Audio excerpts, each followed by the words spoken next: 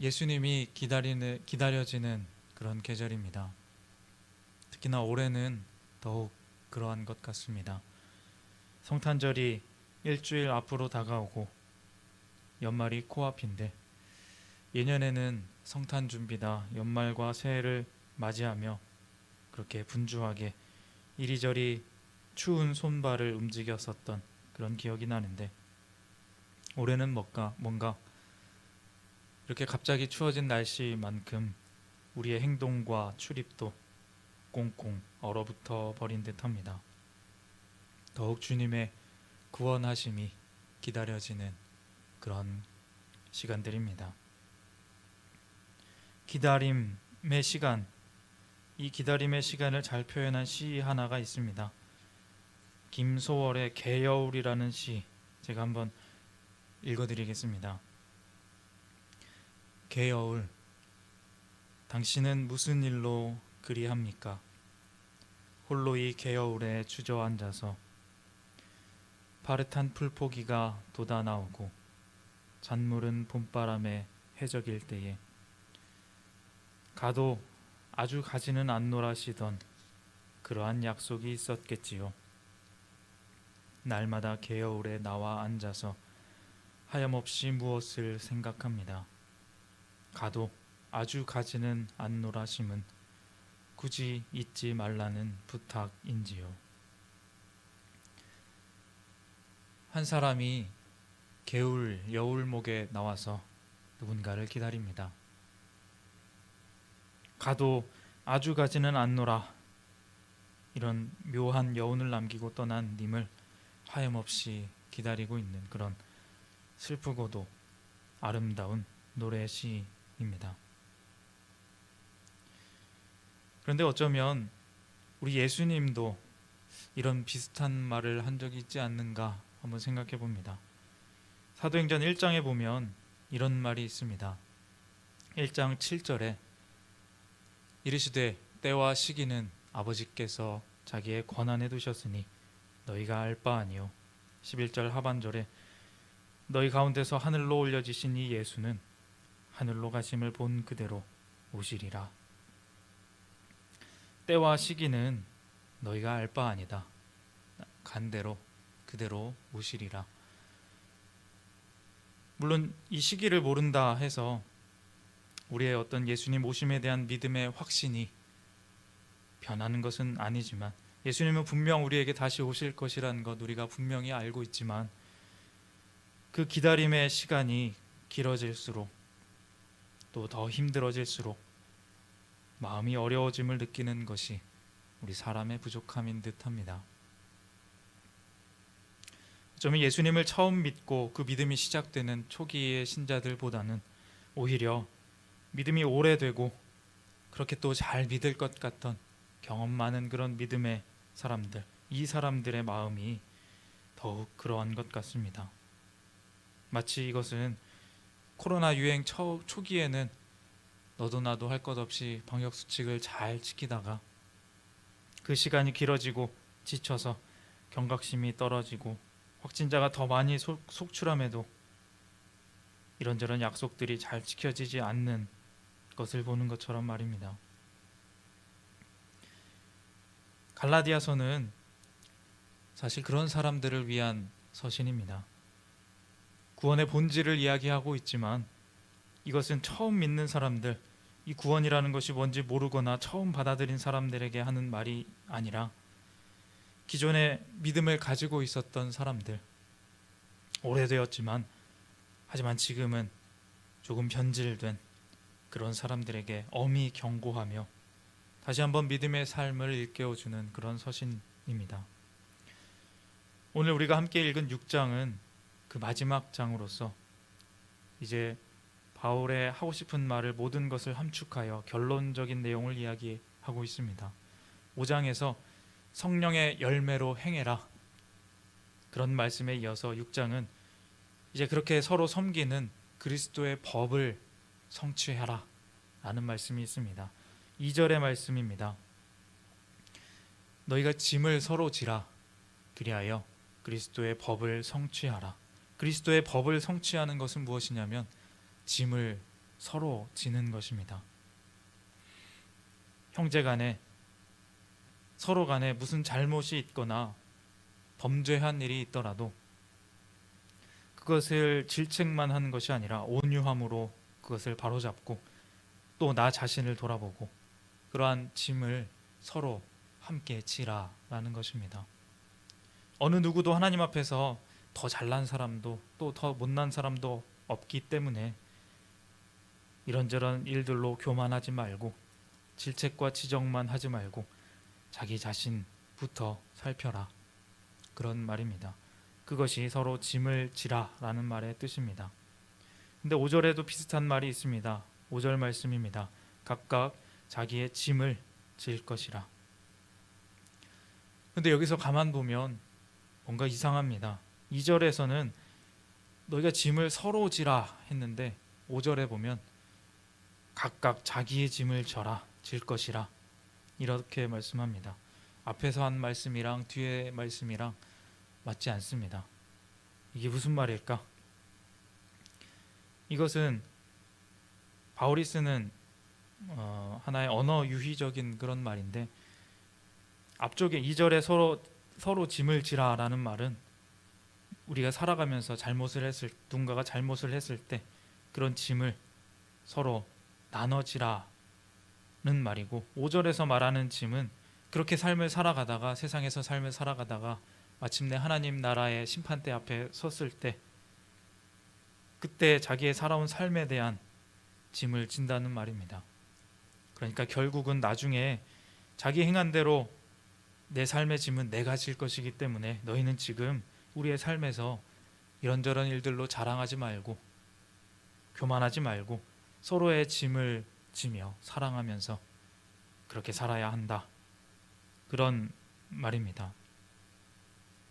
그런데 같은 짐이라는 단어를 써서 약간 좀 더 강조하는 듯 언어 유희적인 방법을 쓰면서 시적으로 문학적인 표현으로 이 말을 더 강조하고 싶었는지도 모르겠습니다. 그렇게 하면서 이 글의 흐름은 이제 성령을 따라가야 한다라는 그런 삶에서 이제 행한 대로 그렇게 나중에 거두게 될 것이다 라는 주제로 흐름이 옮겨갑니다. 이 흐름을 잘 눈여겨 보시기 바랍니다. 이제부터는 7절부터 심은 대로 거두게 될 것이다 라는 말이 계속해서 나옵니다. 7절, 8절, 9절을 봅니다. 7절 하반절에 사람이 무엇으로 심든지 그대로 거두리라. 8절 하반절에는 성령을 위하여 심는 자는 성령으로부터 영생을 거두리라. 그리고 9절, 우리가 선을 행하되 낙심하지 말지니 포기하지 아니하면 때가 이름에 거두리라. 이 9절 말씀은 우리가 잘 아는 말씀입니다. 어려울 때 또 힘이 되는 그런 말씀이기도 합니다. 포기하지 않고 선을 행하면, 그 믿음을 지켜 나아가면 때가 이를 때 거두리라 하는 말씀, 서로에게 힘이 될 수 있도록 문자로 선물로 보내주기 참 좋은 말씀입니다. 그런데 이 딱 한 구절만, 이 말씀만 딱 따로 떼서 보면 본래의 의미가 약간 흐려질 수 있는 가능성이 있습니다. 곧 때가 이르고 거두게 될 것이다, 이것만 생각하다 보면 거두게 되는 그 날이 중요하게 되고 이 앞의 내용들은 없어지고 그 날만 바라보게 될 수도 있습니다. 물론 그것이 중요하지 않은 것은 아니지만 이 본문에서 우리가 본 것처럼 이 글의 흐름대로라면 바울이 말하고자 하는 중요한 것은 지금 우리가 어떻게 살아가느냐 하는 우리의 삶의 모습입니다. 먼 미래의 이야기도 중요하지만 지금 갈라디아 교회 성도들에게 말하고자 하는 포인트는 이것입니다. 낙심하지 말지니. 낙심하지 말고 포기하지 말고 그렇게 우리의 지금의 이 기다림의 삶을 살아내는 것, 그것이 중요한 것입니다.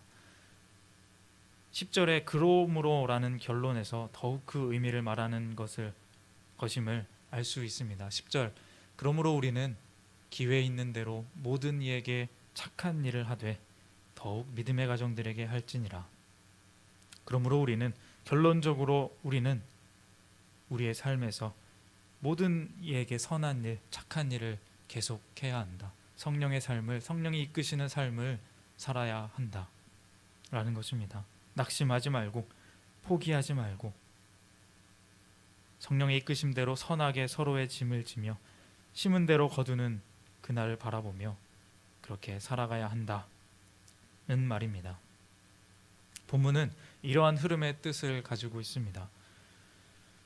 9절에 낙심하지 말지니라는 말은 원문으로 보면 지치지 말아라, 지치지 말지니 라는 뜻이 강합니다. 지치지 말아라.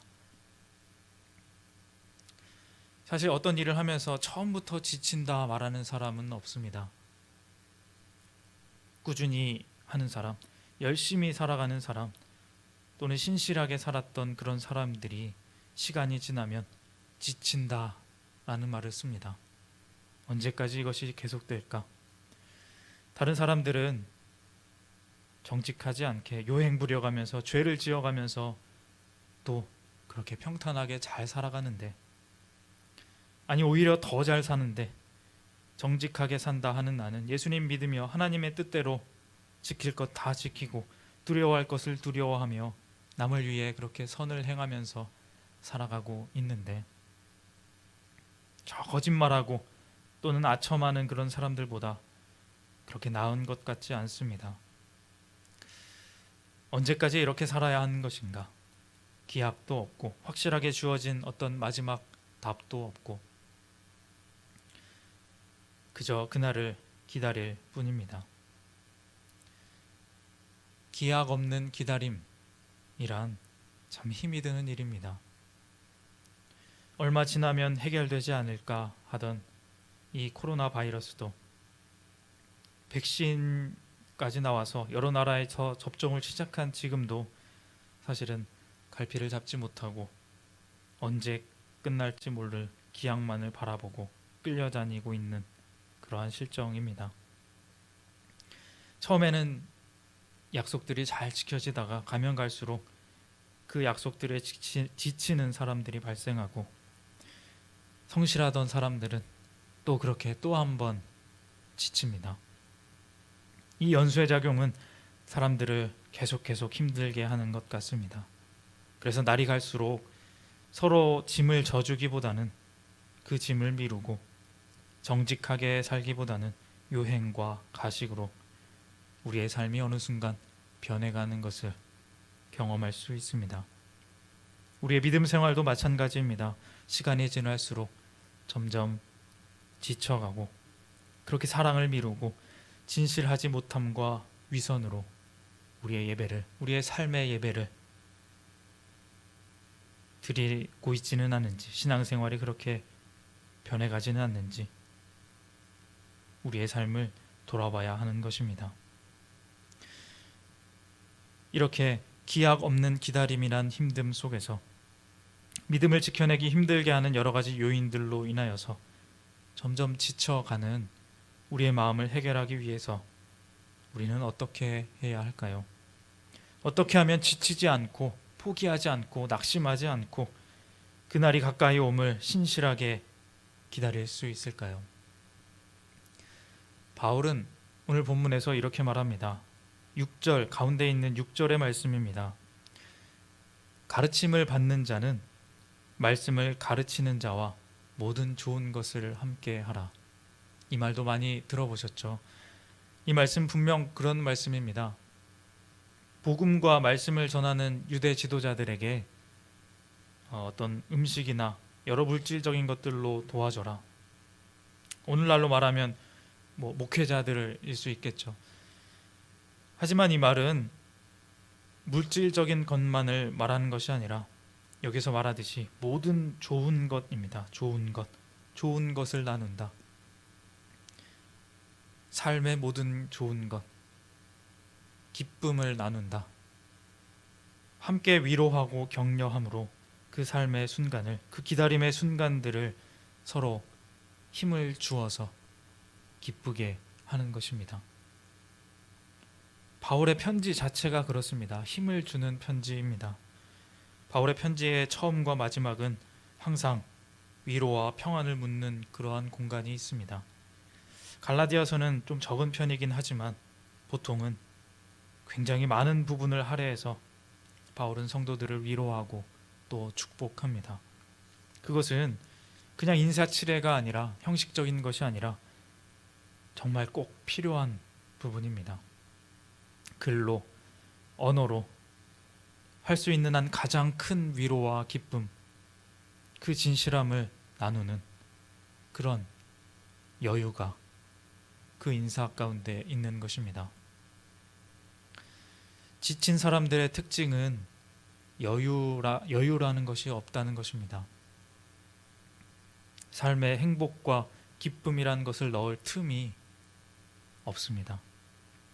각박한 삶에, 그러한 우리의 각박한 삶에 이 여유를 굳이 만들어 보는 것입니다. 좋은 것을 나눔으로, 먼저 다가가고 기쁨을 나눔으로, 멀리 떨어져 있더라도 글로 인사하고 이 기다림의 삶을 살아가며 여유 있는 따뜻한 말 한마디, 웃음, 언어 유희의 시적 표현들, 그렇게 시를 쓰듯이 여유 있는 마음을 내 주변에 나눠주는 것입니다.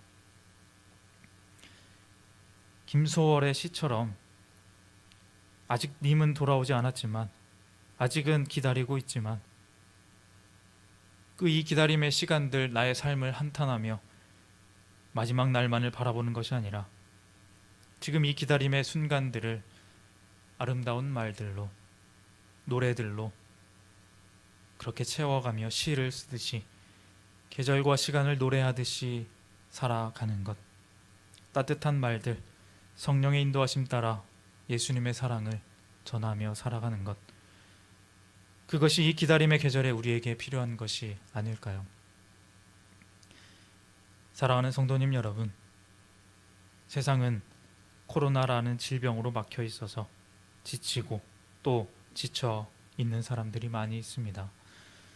건드리면 터질 것 같이 그렇게 예민하고 여유가 없는 사회를 살아가는 것 같습니다.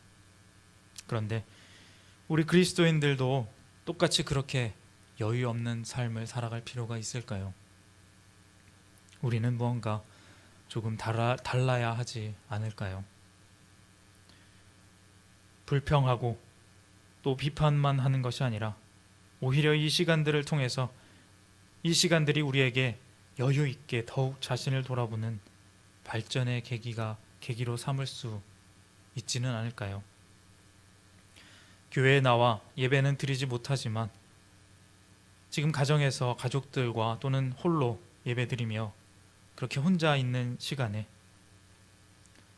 교회에 나와서 사람들과 부딪히면서 사람들에게 보여지지 못하는 그런 어떤 진실함, 그 진실함이 있는지 확인해 볼 수 있는 시간이 되지 않을까요? 아무도 보는 이 없을 때 나는 누구인가 라는 말처럼 교회에서 보여지는 이미지가 아닌 내가 홀로 있을 때, 화면을 보며 예배드릴 때 나는 누구인지, 나는 얼마나 진실한 예배를 드리고 있는지 알아볼 수 있는 기회로 만들고, 나를 돌아보고 낮아질 수 있는 기회라고 생각하면 어떤지 생각해 봅니다.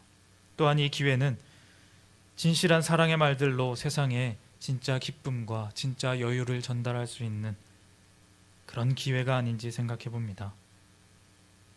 낙심하지 아니하면, 지치지 않고 그 사랑을 전달하고 있으면 분명 우리에게 그때가 이를 것입니다. 분명히 거두게 될 것입니다. 그때까지 우리의 기다림이 의미 없지 않도록, 아니 그 기다림 자체가 성령에 휩싸여 놀라운 은혜와 감사의 장이 될 수 있도록 그렇게 참된 진실한 사랑을 나누는 우리 모두가 되기를 원합니다. 하나님 주신 그 놀라운 사랑을 받고 또 내 삶에 잊지 않아 그런 풍성한 마음으로, 여유로운 마음으로 그렇게 노래하듯이 시를 쓰듯이 이 기다림의 계절을 아름답게 살아가시는 복되게 살아가시는 우리 모든 성도님들의 삶 다 되시기를 주님의 이름으로 소망합니다.